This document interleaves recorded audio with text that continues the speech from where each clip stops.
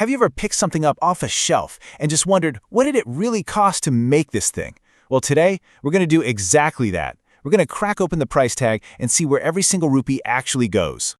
So let's set the scene. You see a product in a store, and the price is 100 rupees. Seems simple, right? But for the factory that made it, the real question is, how much of that is actual profit? To figure that out, we have to peel back all the different layers of cost, kind of like an onion. And the first and honestly the biggest layer we're going to pull back is the cost of the physical stuff. The actual ingredients that make up the product itself. In the business, this is called raw material cost. It's really the foundation of the entire product. It covers everything from the core base materials to any parts they had to buy from other suppliers and even the box it finally gets packed in. Let's make this real. Think about an electrical cable. What do you think goes into its raw material cost? Well, you've got the obvious stuff, like the copper conductor, but then you also have the PVC for insulation, special materials for armoring it, the outer sheath, and yeah, even the packaging it comes in. It all adds up. Now, here's the part that might actually surprise you. In a lot of industries, the raw materials alone make up a huge chunk of the cost. We're talking 50 to 70% of the total product cost. It is, by far, the biggest slice of the pie. Okay, so let's start doing the math. If our product sells for 100 rupees and we use a pretty realistic figure of 70% for raw materials, that means we subtract 70 rupees right off the top. That leaves us with just 30 rupees to cover literally everything else. All right, so we've got our pile of materials, but, they don't just magically turn into a finished product. And that brings us to our second layer of cost. This is what's known as the conversion cost, and you can think of it exactly like it sounds. It's the price of all the work and all the energy needed to actually convert those raw materials into something you can sell. It's the cost of labor plus all the manufacturing expenses. So what does that include? Well, it's the wages for the workers on the assembly line, the cost of just running the machines, all the electricity they're using, and any maintenance to keep the whole production line from breaking down.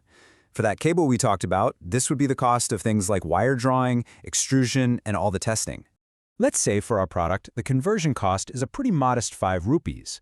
We subtract that from the 30 rupees we had left, and that brings our new total down to 25. We're getting closer, but we're not quite there yet. There's another whole category of costs, and these are the ones that are kind of hidden in the background, but they are absolutely essential for the factory to even operate. These are called overheads. They're all the indirect costs that are necessary to keep the entire operation running, but you can't really pin them down to just one single product coming off the line. They're basically the shared costs of doing business.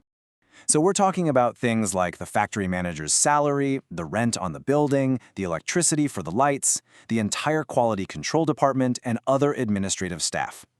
These people don't physically touch the product, but without them, no products would get made, period. So let's subtract another 5 rupees for all those overheads. That takes our remaining 25 rupees down to our final number, 20. So after all of those deductions, we finally made it.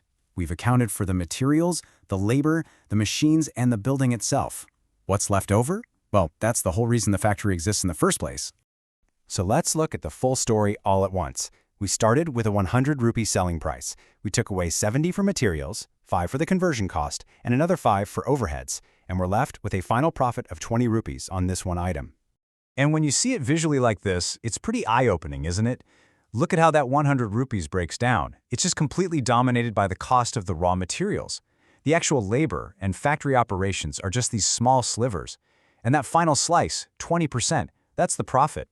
In business terms, this is what everyone calls the profit margin. For a 100 rupee product with 20 rupees of profit, that gives us a profit margin of 20%. And believe me, this number is the single most important metric for any manufacturing company. And that's exactly why understanding this whole breakdown is so critical.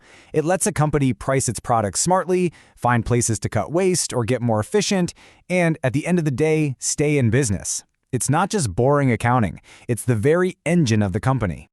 So that brings us to one final thought.